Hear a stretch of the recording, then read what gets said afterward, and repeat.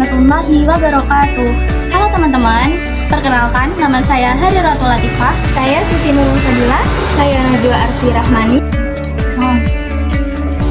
Sebelumnya, kami dari kelompok 3 ingin mempresentasikan tugas bahasa Indonesia yang bertema perkembangan penggunaan bahasa Indonesia di media sosial dan platform digital. Halo teman-teman, jadi di kesempatan kali ini saya akan membahas latar belakang dan peran bahasa Indonesia di era digital.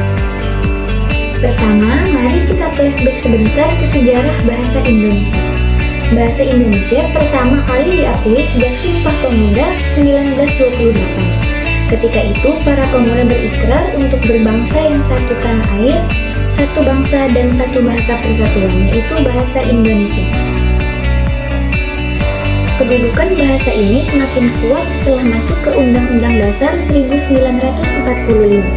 Sejak saat itu, bahasa Indonesia masuk ke berbagai aspek penting, seperti komunikasi sehari-hari, pemerintahan, pendidikan, bahkan sampai ke karya budaya.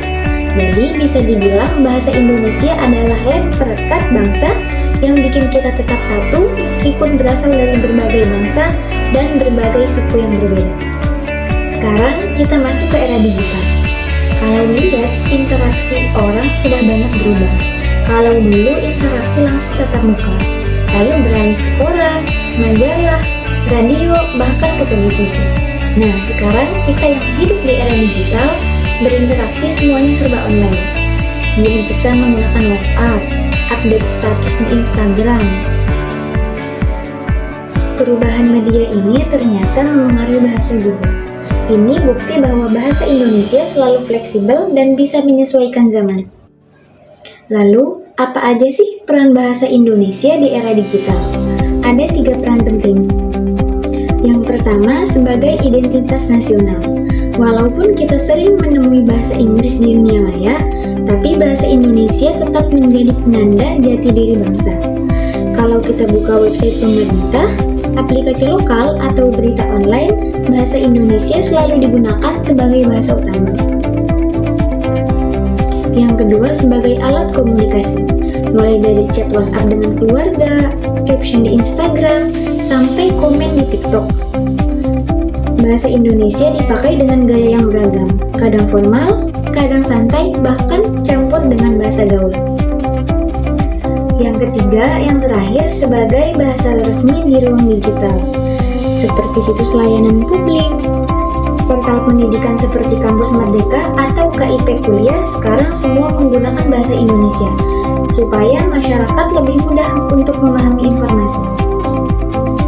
Kesimpulannya, bahasa Indonesia tidak kalah dengan bahasa asing di era digital. Justru, dengan fleksibilitasnya, bahasa kita bisa tampil formal ketika dibutuhkan, tapi juga bisa kreatif dan santai ketika dipakai di media sosial. Jadi, tugas kita sebagai generasi muda adalah terus memakai bahasa Indonesia dengan baik, sekaligus menjadikannya agar tetap eksis dan relevan di era globalisasi digital ini. Nah, selanjutnya saya akan membahas ciri khas penggunaan bahasa di media sosial.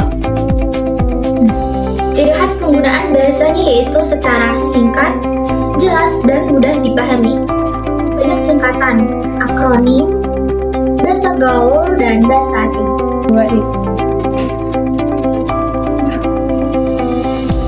Nah, contohnya BTW. Tahu kan teman-teman, BTW itu artinya ngomong-ngomong kan? Biasanya kita kalau ngomong sama teman kan pasti gini. Contoh ya, ini contoh.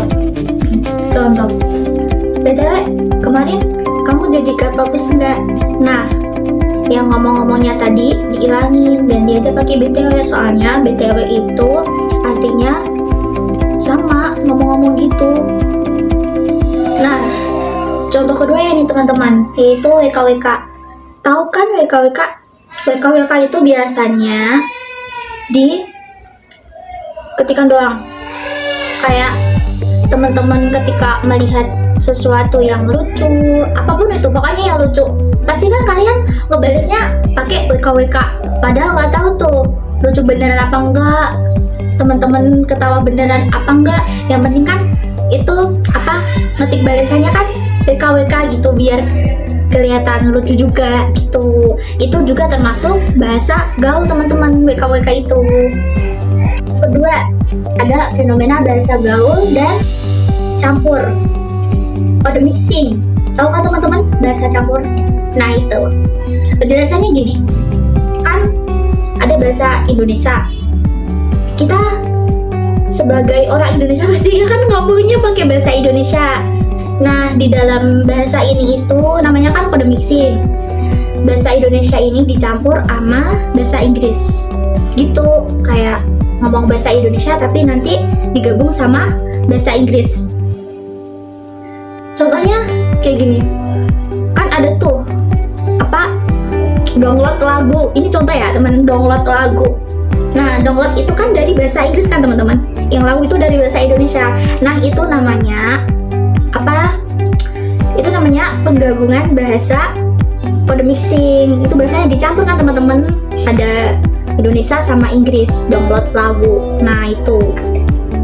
Nah ya ada lagi nih, update status. Update tuh kalimat bahasa Inggris kan teman-teman, update. Nah status kan bahasa Indonesia, update status. Nah itu udah termasuk kayak gabungan kata-kata fenomena bahasa gaul yang campur, kode mixing. Nah kayak gitu contohnya, kita ngomong pakai bahasa Inggris dicampur sama bahasa Indonesia. Nah kebalik, Indonesia dulu baru pakai bahasa Inggris. Nah gitu teman-teman bahasa gaulnya sekarang. Selanjutnya, pengaruh positif di media sosial. Pengaruh atau dampak sama aja ya teman-teman. Yaitu ada 3. Yang pertama, memperkaya kosakata baru yang populer. Dan yang kedua, meningkatkan kreativitas dalam berbahasa, seperti dalam quotes, caption gitu teman-teman. Nah yang ketiga, menyebarkan bahasa Indonesia ke ranah global secara menyeluruh atau luas gitu teman-teman. Penggunaan bahasa Indonesia di kalangan anak muda semakin menurun. Sulitnya menjaga kaidah sesuai dengan ejaan yang disempurnakan. Bahasa asing atau bahasa Inggris lebih dominan, berisiko menggeser peranan bahasa Indonesia. Tantangannya yaitu menjaga penggunaan bahasa yang baik dan benar di media digital, meningkatkan literasi digital agar tidak salah tafsir atau misinformasi, memperkuat peran bahasa Indonesia di ranah akademis dan internasional, pemerintah dan lembaga bahasa aktif di platform digital, kampanye penggunaan bahasa Indonesia di media sosial dengan baik, serta generasi muda jadi teladan penggunaan bahasa yang kreatif tapi tetap santun. Bahasa Indonesia tetap berkembang di era digital, namun perlu dijaga agar tidak kehilangan jati diri. Sekian video presentasi dari kami. Apabila ada kesalahan, kami mohon maaf yang sebesar-besarnya. Pergi ke pasar membeli tinta, tinta dituang ke dalam pena. Selesailah sudah tugas kita. Mohon maaf bila ada salah kata. Wassalamualaikum warahmatullahi wabarakatuh.